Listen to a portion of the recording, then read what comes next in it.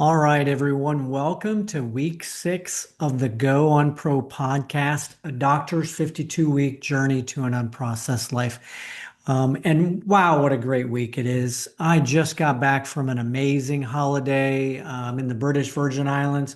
Really got some good activities done toward improving my health. And it's an amazing thing when you think about what vacations mean to me and what they had meant to me in a previous life of mine. Previous life of mine, vacations meant going somewhere to hang out and we'd go to a lot of bars. Previously, I went to the British Virgin Islands and I would go to the bars at each of the islands we would get to, and a lot of activities in islands don't involve exercise because there's not a lot of trails in some islands, and you really have to search for them to find them. So really, the suggestion that holidays and birthdays used to be a celebration with alcohol does not necessarily have to be that.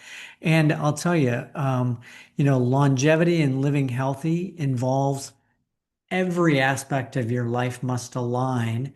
Doesn't have to align 100% of the time, and it doesn't have to be a rigid set of things, but it does have to have a commitment and a conviction to that.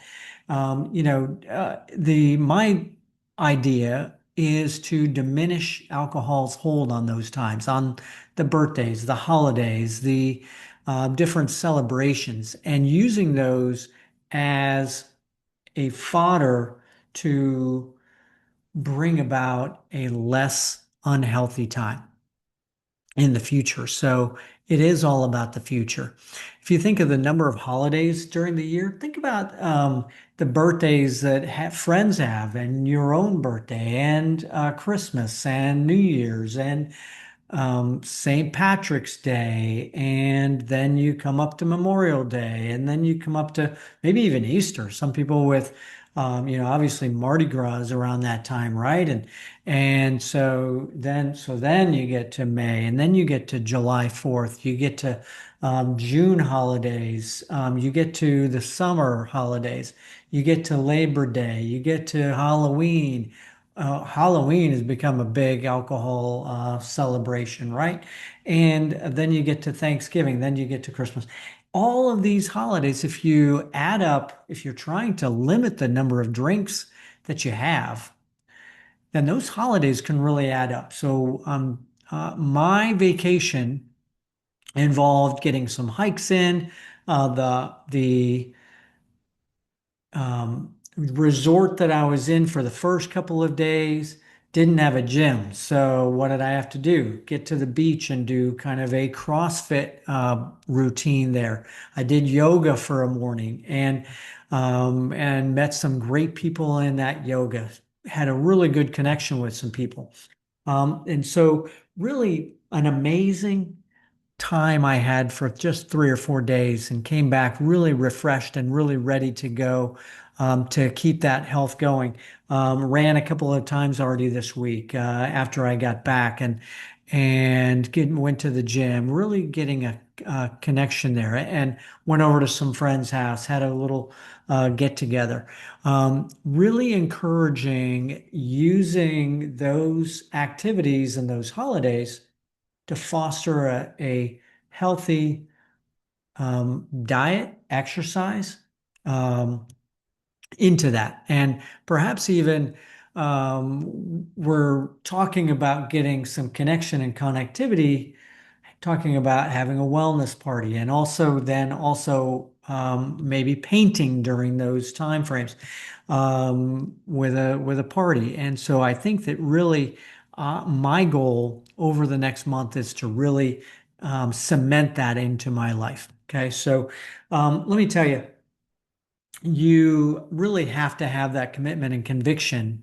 And there's the idea of a push and a pull. So certainly the push is your innate drive, which not all of us have, right? But that push, there's got to be something within you that can give you that push. Think about a time in your life when you've had that push to succeed. But now then, um, bring that out. Okay, so then the story you have is going to be able to pull you to where you need. And so my push is pretty evident from my life, from my athletic days to then into my academic days and becoming a physician. That push and that drive has always been there. So I've got that already. The key for people to find is that push, even if they don't feel like they have it. And what that involves is really having some self-love, is finding out that that self-love involves your worthiness to have a successful, healthy life. Okay, so and again, everybody starts at a different spot in their health and their life. You may be 25 years old and feel like you're healthy and feel like you're invincible. You may be 50 and feel like you're healthy, but you really may not be. You may be 60 and already have had a setback in your health. You may have some obesity and not really realize that you really do have some reason why you need a change in life. And oftentimes that um, that involves kind of the kick in the face by life and realizing that. I just had a friend whose mother found out she was pre-diabetic and now is able to get her life under control. And I think she's done some really great changes in that. And that's great. But sometimes it takes that push and that drive. And then the pull is going to be the story. I go back to a story very frequently in my life. As a matter of fact, I wrote this story in my college admission essay to Northwestern University. And I think it's a big reason why I got into that university. When I was a sophomore in high school, I wasn't the biggest and the greatest wrestler on the team. I was on junior varsity. And actually, come to think of it, when I say that, actually, I was a good wrestler at that time.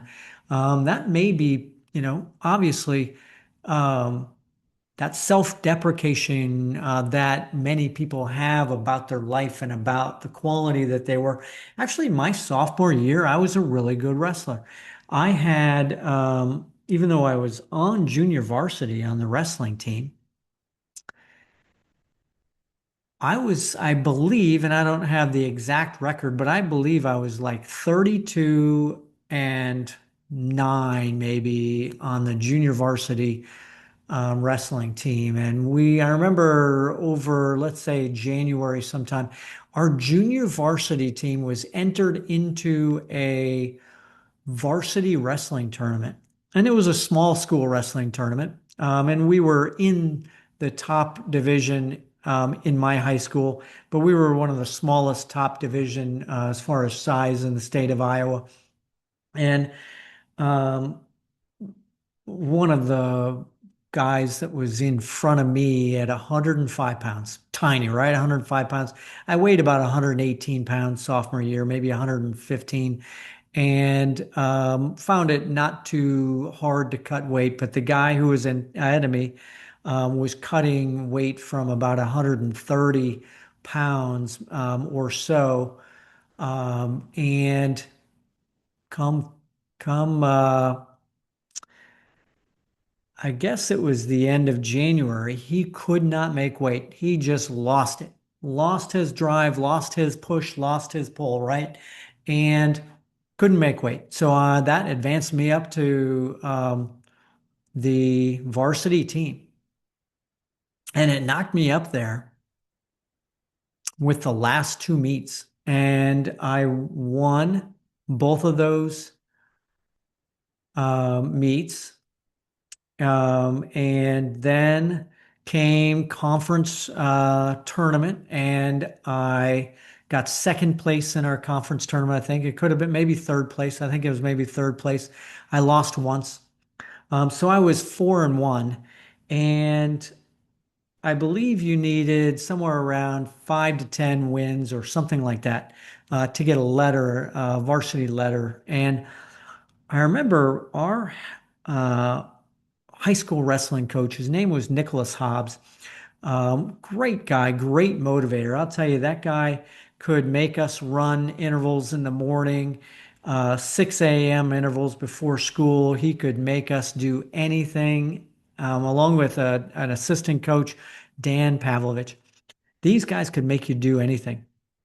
But Nick, I think, realized that there was some maybe imposter syndrome going on and maybe a feeling of unworthiness because I'm on the junior varsity moving up to go to the district tournament. And the district tournament was, our district was very difficult at those days. We had we had schools in our district that were much bigger than us and in much bigger cities. My hometown, probably around that time, probably had about 8,000 population. It's probably gotten even lower by now. Our graduating senior class had about 180 or 190 kids, and that was the only high school in my hometown. And so it was a very difficult thing. And I did end up getting third place again in the district, but that didn't get me into state. But that put me at like let's say, again, maybe a 6-2 total record for my sophomore year, something like that. But before that tournament, to motivate me, because there were some people who I felt like, wow, the guy in front of me could barely beat these guys, and could I beat them? And I was um, definitely smaller and less strong as some of these people because I was starting out at a much lower weight than a lot of people at 105 pounds. And the coach really took me aside and said, it doesn't matter about the letter. You're going to letter no matter what you do during this district tournament. And it really motivated me to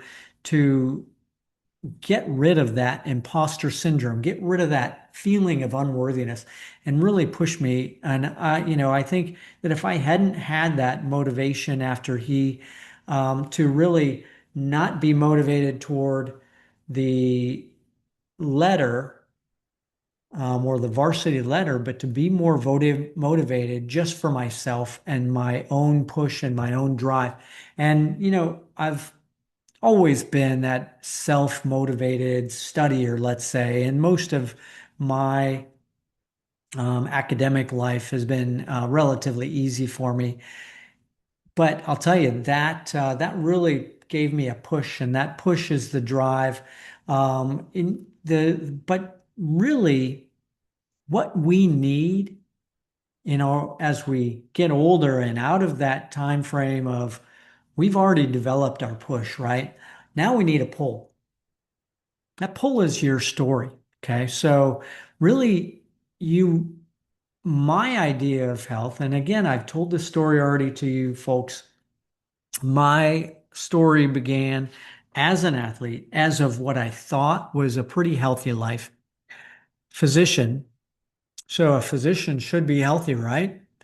You'd think so. And again, found myself a little overweight, found myself starting to head toward pre-diabetes. And this is really my pull and my drive now and my why. And I have created that why. And this is why I am creating this drive and this 52-week journey, because I felt like without this why and without this then vision, and that's what this 52-week journey is. It's this vision that I have and that foundation of self-love and that foundation of worthiness that's going to be instrumental in pushing me. But you can't really manifest your health with just a vision of wanting to be healthy.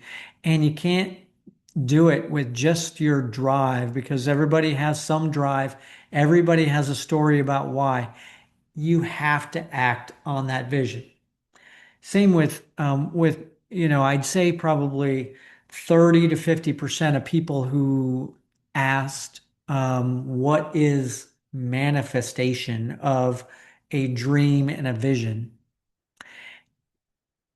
It seems like people have an idea that it is something beyond what it actually is. That it's something mystical, that if you think about it, that it's going to occur. If that you do daily affirmations and if you have your why, that magically something's going to happen. And it's not that way. But certainly you have to have that vision. You have to have that affirmation. You have to have that self-love. And you have to have that foundation of worthiness. And I'll tell you, if you don't have it, if you don't have that self-love and worthiness, you need to get it. And I need to get it. And sometimes it takes counseling. Sometimes it takes friends that are with you and along for the ride to help you and be that person to give you that give you that love from outside and show you that you're worthy. But again, it has to come from inside, and it has to then have action. And it has to have action on almost every day. Okay, so doesn't mean you can't have a cheat day, doesn't mean you can't have that, but it has to be 90%. It can't be 50%. And that's why this whole story about the diet and movement and sleep, connectivity and creativity can't be just well, I'm going to exercise once this week. It can't even be, I'm going to exercise twice this week or three times. It can't be that. And by the end of the 52 weeks and then on into the rest of my life, I'm going to have 90%. And that's my goal, is to get this to 6 out of 7 days of doing everything I can. Okay. I might have a day of rest. And I think with anything, with exercise, for example, you need a day of rest sometimes, and you might get injured. You might get, and hopefully, and my idea of everything with movement is to make sure that we minimize that injury. Okay, so that story of why and that action that is taken every single day. You can have that rest day, but you still need to be thinking about it, and um, you can't dwell on any failure. You can't let any failure extend beyond that one day. So, what are we doing with this week 6? Okay, so amazing that I just had a great vacation with great exercise, great diet. And sleep was relatively decent. I was in a two bed room with another guy who really liked it really cold, and so perhaps my sleep wasn't so good. But let we can not dwell on that. As soon as I came back, got some great sleep, got into my rhythm, and got back into my rhythm again. So again, what are we going to do?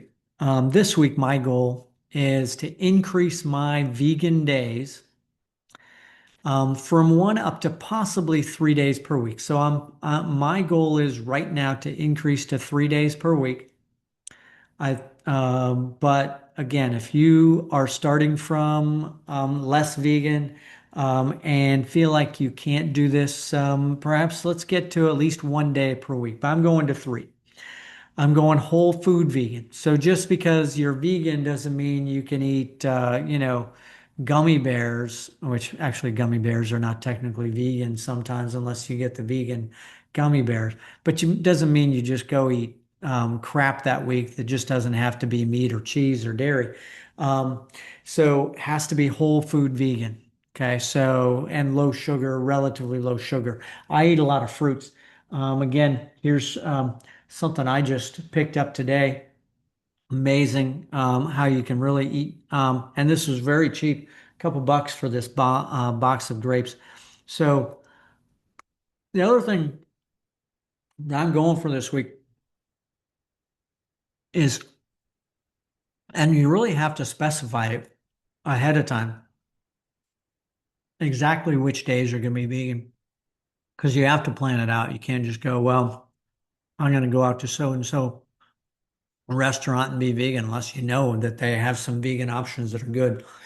I ate last night out with my mother and my girlfriend and her mother. Found a really good, potentially vegetarian option at least. So again, you need some protein in your diet when you're vegan. You need nuts and beans potentially, and I like to add beans to my diet during those days that I'm vegan. Again, no alcohol, six at least out of the 7 days. And again, not binging on that seventh day, right? So again, um, that diet, you might, if you're starting to be more and more vegan and you want to be more and more vegan, there are a few things you have to think about. If you're eating less dairy, you might need calcium and vitamin D. You might need vitamin B12. Those are the couple of things that are lacking in a diet that is vegan. So, and obviously, you, um, I get my vegans, my beans, my dark leafy vegetables like spinach or kale. That way, you can get some iron in there as well, and some other B vitamins. Um, and you're really just mixing it up. And we've talked about in the past having a variety of fruits and vegetables and trying to get to that 40 vegetables and fruits per week, trying to get that variety. And that helps with your microbiome and it helps to really get a variety of different vitamins and minerals. Okay. So that vegan diet is incredibly important to minimize, again, red meat and minimizing. Oh, the other thing that could be lacking in that diet, if you don't have very much um, seafood in your diet, then you're going to need some omega-3s, unless perhaps flaxseed might have some omega-3. But all right, let's go on to what we're doing with movement. Okay, so each week I want to try to add, and this week I'm going to add some different movements for this week. Um, before. I've done a lot of different sports over the years, from sailing to tennis to mountain biking. And now I'm pretty much concentrating on being in the gym and also doing my running. Okay, so what I want to change a little bit is I want to get a stretch every morning this week. Okay, so I don't necessarily do a lot of exercise in the mornings before I go to work and on my work weeks. So when I'm working, I in general have a certain amount of things I need to accomplish during that morning. And I really need to get there when I get there. And I feel like that any kind of exercise delays that. And so I feel like getting into work as quickly as possible to get that accomplished. So my exercise tends to occur mostly in the afternoons. So I want to get at least a stretch and perhaps a little bit of um, activity in the morning. I always get some bright sunlight in the morning for maybe a walk or something like that. But I'm going to add some new sports this week. And they're not necessarily new sports because I've mountain biked and I've played tennis before, but I'm going to add those two um, old but new movements. Okay, so here's what, in addition to just the need for movement on a daily basis, and the need to work on that VO2 max and the need to work on that strength training, those are the two most important things. But mixing up that VO2 max into different sports and different activities, different movements, different stretching exercises to not just have one exercise, especially for leg strength, which is very important. So, those tendons need stretching and they stretch differently with, especially tennis, because you've got the back and forth pivoting on your Achilles tendon and your knees and your hips. Very important. So that's what I'm going to do this week for movement. For sleep, I'm continuing monitoring with my Aura Ring, Garmin watch, and the other thing that I think I've mentioned already is potentially using delta and theta entrainment and developing those. Again, if you have seen our Sunday Science on this about using um, gamma and alpha entrainment for potential treatment of Alzheimer's disease and prevention of dementia.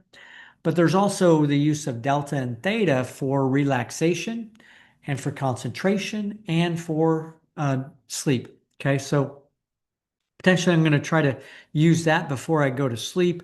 There are different types of entrainment, and there's light and there's sound. And in the sound, there's either binaural, which means you have to have headphones to see it. So if you get onto your Spotify or your YouTube music or whatever, however you listen to your music, and you Google this, not Google, if you search for it in those apps, you're going to need to find either a binaural if you want to use headphones for it, or a monaural, or it's also called isochronic, which means that you don't need headphones. If you find one that's binaural and you just play it on your phone by your bedside before you go to bed, you're going to find that it's not going to work because it is meant to be in a stereo situation where the combination of the left and right channels creates the entrainment and that 8 hertz or 6 hertz entrainment. Okay. I want to talk a little bit about sleeping pills because a lot of people use sleeping pills. And I, in general, stay away from all sleeping pills. I am a big believer in trying to avoid pharmacy and pharmaceutical development for my sleep. And certainly that may not help me since I travel a lot and I do shift work. I'm working a full week at a time and then a week off.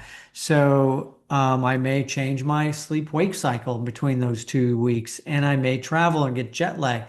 I find that if I train myself on the light dark cycle, that works just as well as melatonin for me. But if you need it, melatonin at the lowest milligram actually is all that's needed. And really, you shouldn't need it every single day because what melatonin does is just sets the cycle.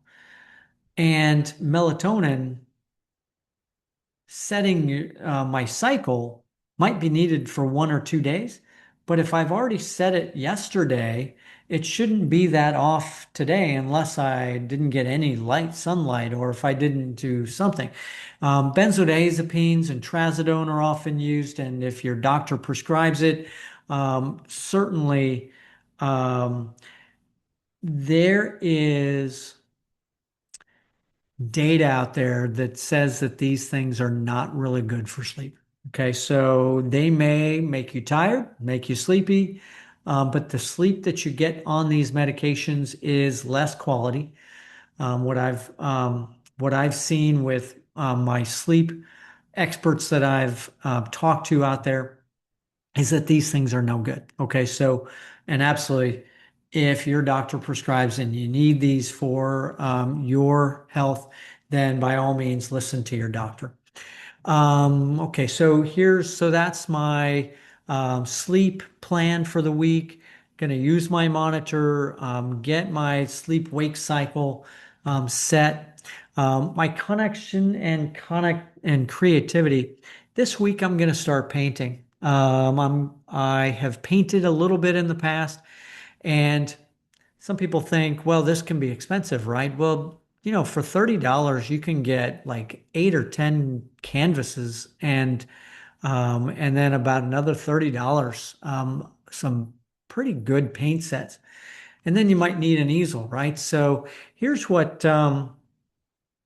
can motivate for this creativity, and that is we all want to save pictures, right, from our vacations. And certainly you can just send your photo off and get a picture sent back to you by many of these different apps and services.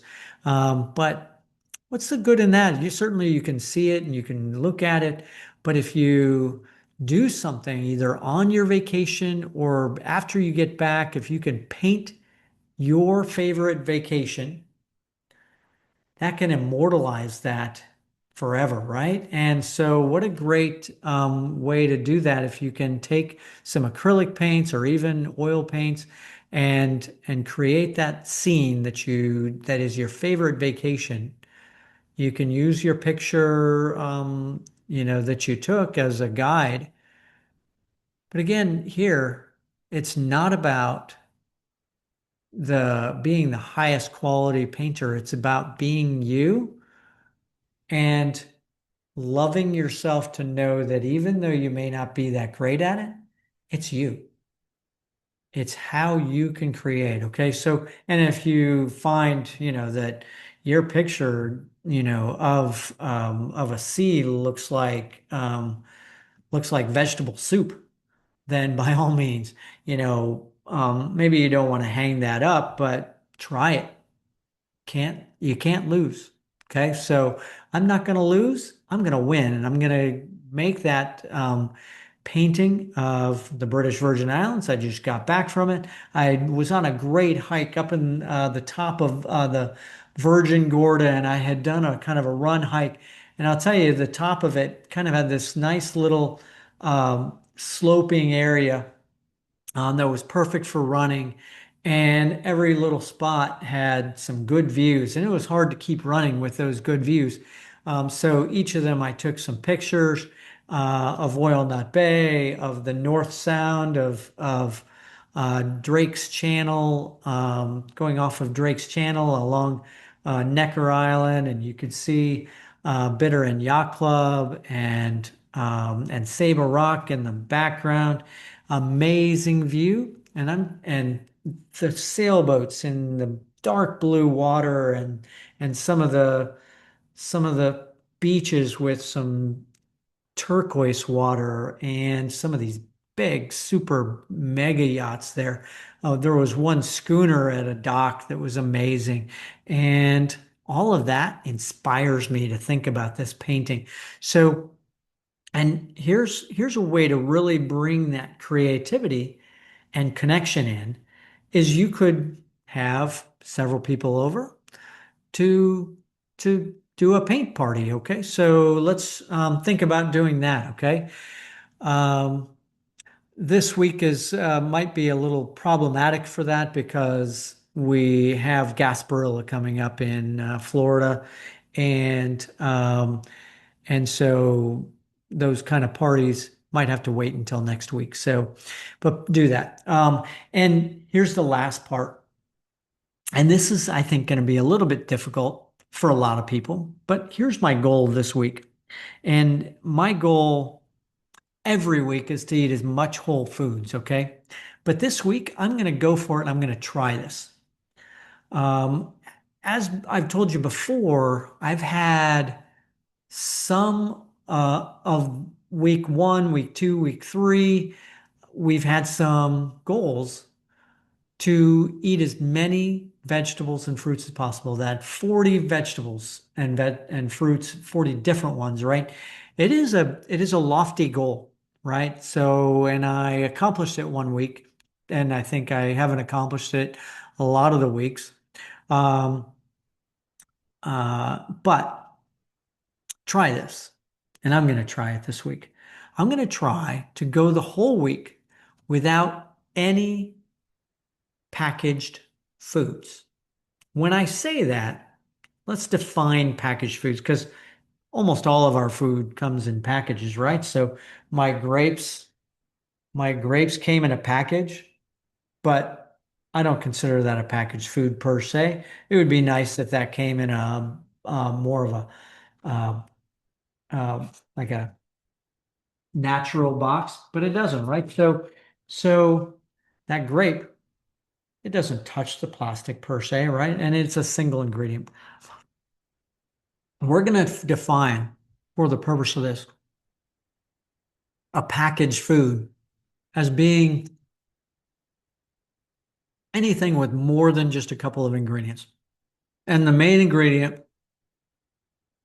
let's say olives come in a jar, right? And they're preserved and or they're brined, right? Um, but as long as there's no sugar, there's no added preservatives other than vinegar and or if it's a single ingredient, tomatoes and or potatoes, they may come in a package. But as long as it's just a single ingredient or a vinegar or it's in oil, like sun-dried tomatoes sometimes come in an oil, right? Hopefully it's going to be olive oil. And always, I try to make sure that all of my processed foods are in or cooked in a vegetable oil that is healthy. Avocado oil or olive oil to me are the top most healthy oils. And then some of the other seed oils, as long as they are organic and cold pressed, then I'm okay with those. And coconut oil might be kind of somewhere in the middle. And obviously, the um, saturated fats to me are less healthy, especially if they're processed. Okay, so I'm trying to avoid those, but single ingredients. And I'm going to try to go a whole week without any packaged foods. With that said, if I fail, let's count them. So my habit tracker app that I use, I've just added a new calendar, and that is packaged foods. So the number of packaged foods that I eat per day. That could be, and I eat a lot of Kind bars, let's say, for example. That to me is still a packaged processed food, even though it is better than candy bars, let's say. It does have some added sugar. It has some potentially also some oils that it's cooked in and some preservatives. So that to me is, even though it's a healthier, that is still a packaged food. And if that is there, I am I'm not going to eat it. My salads and everything are going to be involving um, a single ingredient. Okay. So, um, again, this takes some planning, it takes some food prep, especially if you eat food at your work. Okay. So, it takes some planning and meal prepping for that. So, I'm going to work on that this week, and I have a tough week of work this week, and so I need to think about that as to how I'm going to accomplish that. Okay, so let's review again each day, each podcast that we have. We talk about our review of what we've been doing.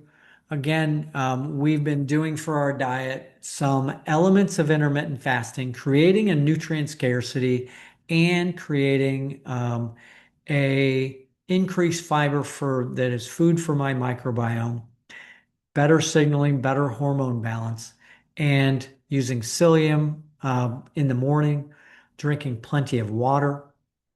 Oats, and especially oats, need to be organic and trying to get some organic fiber in there. Again, a lot of fiber sources are going to be from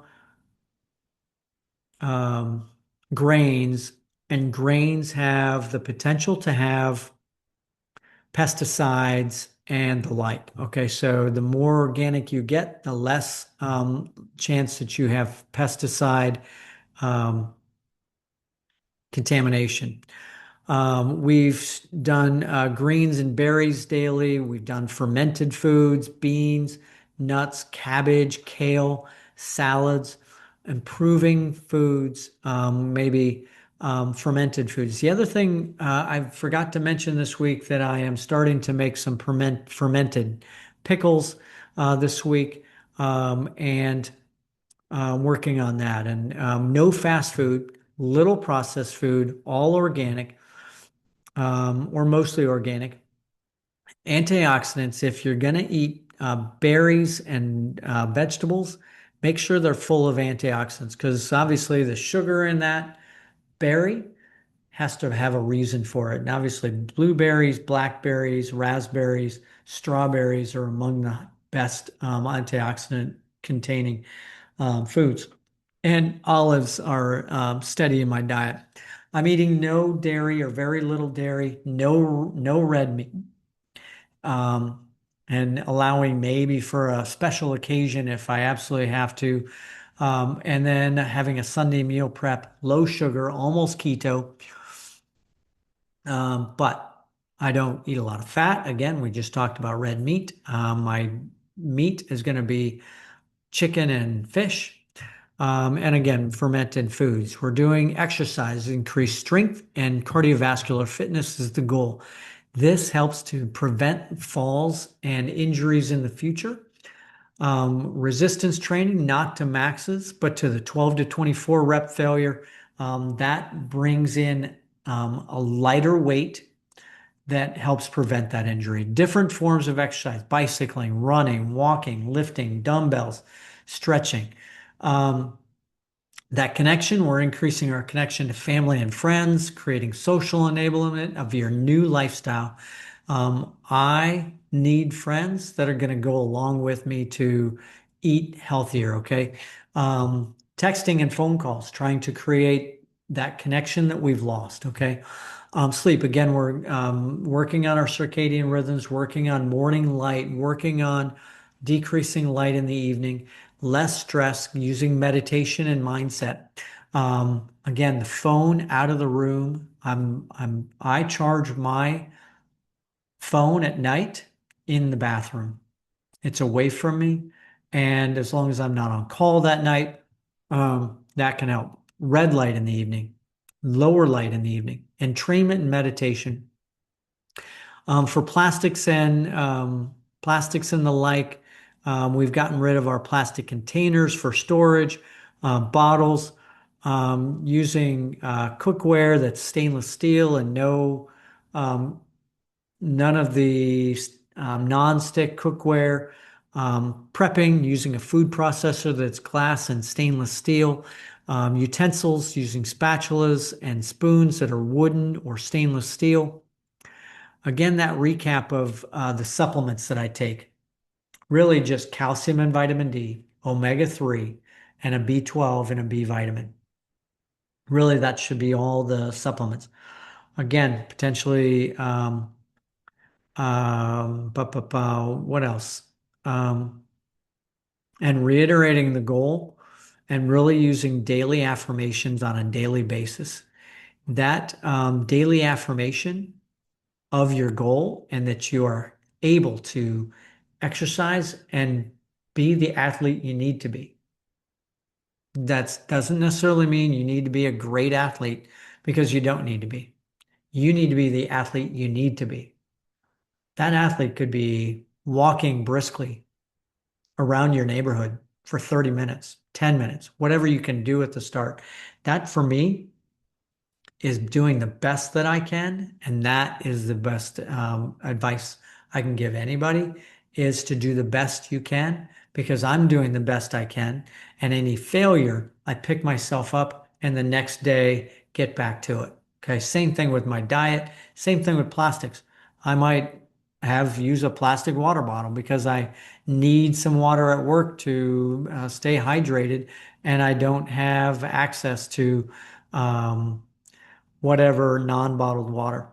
Um, Again, so get that push, get the pull from your story and your why, and create the why. Creating the why may involve getting counseling. And I've been in counseling. I've used meditation. I've used my friends to help me with this. But everything has to be used and bring it into you to bring your why into your head to create how you are going to get from here to there. Okay, so here hasn't worked yet to create full on longevity. If you want to live to be 100 years old and you want to really be healthy at 100 years old, I guarantee you that 99% of us are not doing the here and now of what that entails. Now, everybody says, I want to live my life and that kind of thing. And you can really, and I have discovered that I can have a great time without alcohol. I can have a great time without having to eat a steak and macaroni and cheese. Occasionally, I might want to eat it, but it's not going to be on a daily basis. It's not going to be on a weekly basis. This is going to be my commitment to me, to my health and my future. And sometimes it takes an event to prod you and to pull you into this. But it's going to, for everyone, that realization is going to come at some point. And hopefully it's not too late at that point. And really, middle age is not too late.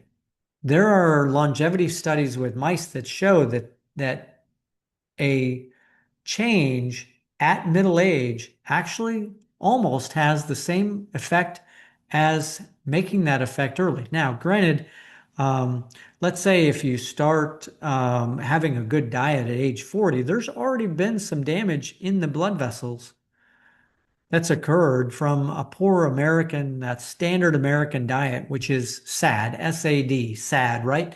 It is that standard American diet that damages us on a daily basis that we're trying to get rid of. And I've had a pretty good run at it so far and improving amazingly. And so let's get to that. So we're on week 6 out of 52 weeks. And I tell you, by week 52, my health is going to be changed for the better. And we'll see. I'll share.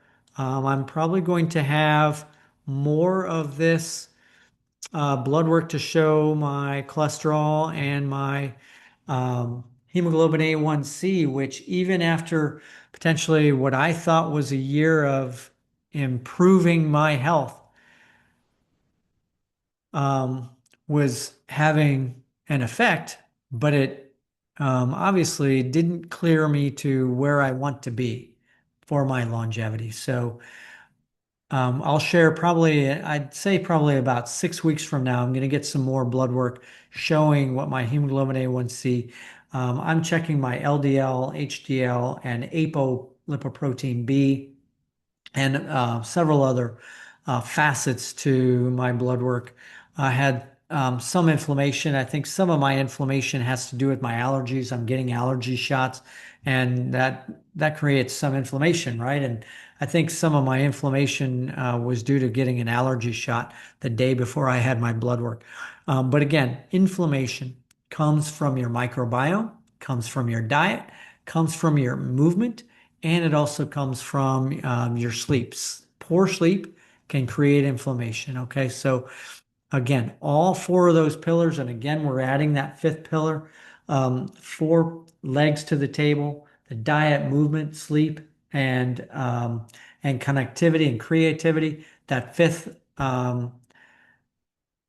leg to the table is avoiding plastics and processed foods, and uh, plastics and in our life are having an interesting effect. I think that there is perhaps some element of this in longevity that it would be difficult to tease out in a study. Okay, so, but it's clear that we have in our body plastics in our You can do urine tests and blood tests showing how much of these plastics are there. And getting rid of processed foods and fast foods goes a long ways toward that. So, um, again, thank you for joining us on the Go On Pro podcast, a doctor's 52-week journey to an unprocessed life. You can find us on a lot of different podcast um, outlets, from Spotify to Apple Podcasts to anywhere you get your podcasts. We also have video podcast on both um, YouTube and on Substack. Um, let's see where we can go from here. You can find us also on our social media pages, from TikTok to Instagram to Facebook to um, Threads, and check us out there. We are all over the place. You will find us on our Go On Pro website. That's goonpro.com. That's where you can see not only our podcast in video format, but also you can find us on um, find some of our social media pages from that site as well. I also have a link tree under Dr. Laartz, so Dr. Laartz, Drlaartz on Linktree. You can find all of our social media pages and websites on there. I also have a website called drlaartz.com. That shows some of my other companies, drlaartz.com. So amazing. Thank you again. My name is Brent W. Laartz, MD. I am an infectious disease physician, expert in microbiome. I also have a master's in neuroscience, and um, thank you very much for joining me. I will see you on the flip side on week 7. Thank you very much for joining us, and we'll see you soon.